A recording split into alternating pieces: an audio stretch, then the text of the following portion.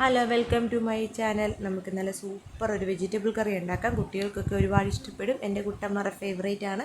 ഇതിനായിട്ട് നമുക്ക് ഇഷ്ടമുള്ള വെജിറ്റബിൾസൊക്കെ എടുക്കാം. എനിക്ക് കിട്ടിയ വെജിറ്റബിൾസൊക്കെ ഞാൻ എടുത്തിട്ടുണ്ട്. അപ്പം ഒരു പൊട്ടറ്റോ, ഒരു ക്യാരറ്റ്, സവാള, പയർ, ഗ്രീൻ ബീൻസ്, ഇഞ്ചി, വെളുത്തുള്ളി ചതച്ചത്. നമുക്ക് എണ്ണ ചൂടായി കഴിയുമ്പോൾ കറുകപ്പട്ട, തക്കോലം, ബേ ലീഫ്, കറിവേപ്പില, ഇഞ്ചി, വെളുത്തുള്ളി ചതച്ചത് ഇട്ട് നന്നായി ഇളക്കി കൊടുക്കുക. നല്ല മണം വരും. അന്നേരം ഒരു സവാള അരിഞ്ഞിട്ട് കൊടുക്കുക. ഇതിലേക്ക് നമുക്ക് പാകത്തിന് ഉപ്പ്, 1/2 ടീസ്പൂൺ മഞ്ഞൾപ്പൊടി, 1 ടീസ്പൂൺ മസാലപ്പൊടി, 1/2 ടീസ്പൂൺ മല്ലിപ്പൊടി, 1 ടീസ്പൂൺ കുരുമുളക് പൊടി എന്നിവയിട്ട് നന്നായി ഇളക്കിയെടുക്കാം.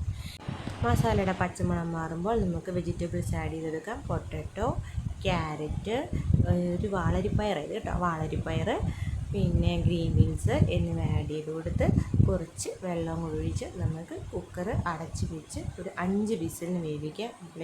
ഇതിലേക്ക് ചേർക്കേണ്ട അരപ്പ് ചേർക്കാം. തേങ്ങ നന്നായി പേസ്റ്റ് പോലെ അരച്ച് വെന്ത ഈ പച്ചക്കറിക്കകത്തേക്ക് നമുക്ക് ഇട്ട് നന്നായി ഇളക്കി കൊടുക്കാം. ഞാൻ തേങ്ങാപ്പാലല്ല, മുഴുവൻ തേങ്ങയോടിടും.